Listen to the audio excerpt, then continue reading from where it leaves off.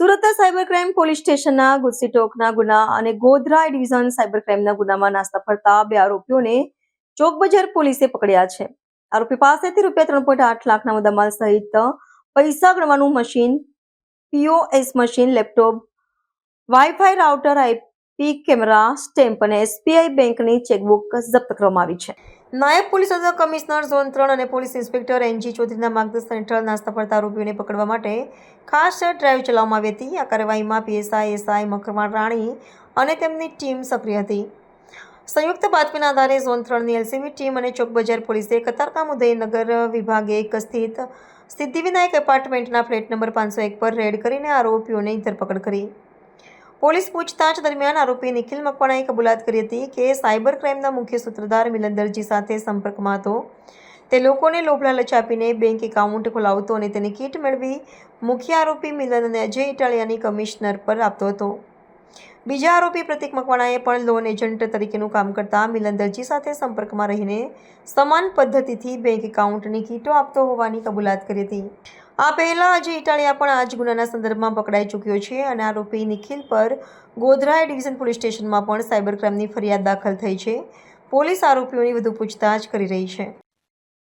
सूरत शहर के माननीय police commissioner Shri Anupam Gehlot sir जी की सूचना तहत शहर के अलग अलग केसेस में जितने भी वांटेड आरोपी हैं उनको रेगुलरली ट्रेस करना, उनको पकड़ने की सूचना दी।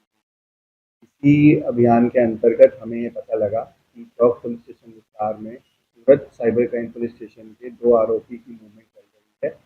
तो हमने डिटेल इन्वेस्टिगेशन किया, अलग अलग टीम बनाई और टेक्निकल एनालिसिस और ह्यूमन इंटेलिजेंस के अंतर्गत हमें पता लगा कि 2 आरोपी जो पिछले 9 महीने से वांटेड हैं, उनका यहाँ पे रेगुलर मूवमेंट हो रहा है। तो हमने उनको फिर डिटेन किया, एक टीम बनाई। उनको डिटेन करने के बाद हमें पता लगा कि इनकी कामगिरी इस तरह से है, ये जितने भी 2 आरोपी हैं, तो ये जितने भी भोले लोग होते हैं, गरीब लोग होते हैं, उनके नाम का अलग अलग बैंक अकाउंट और फिर जो बैंक अकाउंट की किट्स जो होती हैं वो कमीशन बेसिस पे आगे डमी अकाउंट तरीके जो साइबर फ्रॉडस्टर्स होते हैं उनको प्रोवाइड करवाते हैं, जिससे कि यह होता है कि जितने भी साइबर क्राइम का पैसा है वो इन अकाउंट्स में ट्रांसफ़र हो जाता है और ट्रांसफ़र होने के बाद इनका अकाउंट का ट्रेस नहीं हो पाता और इन अकाउंट से विड्रॉ हो जाता है। 2 आरोपी जिनको हमने पकड़ा है उनके नाम, दोनों भाई हैं और पहले का नाम है निखिल भाई दिनेश भाई मकवाना, की उम्र है 26 साल और दूसरे का नाम है प्रतीक भाई दिनेश भाई मकवाना है 20 साल। ये जो दोनों भाई हैं ये लोन कंसल्टेंसी का काम करते हैं। ये सूरत में सिद्धि विनायक अपार्टमेंट उदयनगर के रहने वाले हैं उनका, लेकिन जो मूल वतन है वो गोंडल राजकोट का है। इस पूरे रेड के दौरान जो मुद्दामाल बरामद हुआ है वह है 4 mobile phone, 2 swipe machine, 1 wifi router, एक कैश काउंटर मशीन जिससे पैसे गिना जाता है, सीसीटीवी, स्टैम्प और कुछ चेक बुक्स। टोटल जो मुद्दा माल है उसकी कीमत है 3,08,000 रुपये। इन दोनों भाइयों के खिलाफ जो पास्ट एफआईआर हो चुकी है उसमें से एक, जैसे मैंने पहले बताया कि सूरत के साइबर क्राइम पुलिस स्टेशन में गुच्ची टॉक हुआ था जिसमें cheating, fraud, information technology act जैसे कि सेक्शन लगे थे। और जो बड़ा भाई है निखिल, उसके खिलाफ गोधरा में भी ए डिवीज़न में भी इसी चीटिंग और फ्रॉड का एक अलग से गुना दाखिल है। फिलहाल इन दोनों आरोपियों को फर्दर तपास के लिए सूरत के साइबर क्राइम पुलिस स्टेशन में हम फॉरवर्ड कर देंगे, जिससे कि इसकी फर्दर डिटेल्स लिखी जाए। इनका एमओ क्या था और इनको पकड़ने के लिए पुलिस ने किस तरह की दादी है?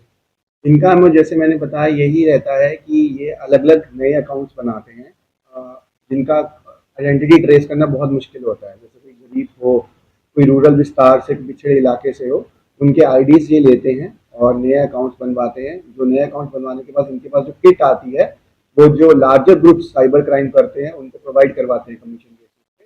और फिर कमीशन बेसिस क्या होता है, जब उनको अकाउंट दे देते हैं उसके बाद ये जितना भी साइबर क्राइम का जो पैसा एकत्रित होता है वो बाइफरकेट हो जाता है छोटे छोटे अमाउंट्स में, इन अकाउंट्स में, और फिर इन अकाउंट से एटीएम या फिर किसी ऑनलाइन ट्रांजेक्शन के द्वारा ये ट्रांसफ़र किए जाते हैं, जिससे इनका ट्रेस करना मुश्किल हो जाता है। कितने अकाउंट इन्होंने करे और कितने कमीशन? अभी फिलहाल इसका डिटेल तपास चल रहा है क्योंकि ये बहुत ही कॉम्प्लेक्स स्ट्रक्चर होता है। तो जितने टोटल अकाउंट्स खोले हैं इनके सिस्टम्स में जो हमें डिवाइसेस आए हैं उसका डिटेल टेक्निकल एनालिसिस करना पड़ेगा। कुछ डिवाइसेस एफएसएल भी भेजे जाएंगे, उससे हमें एग्जैक्ट नंबर पता लगेगा जो आपको आने वाले टाइम में हम प्रोवाइड करवा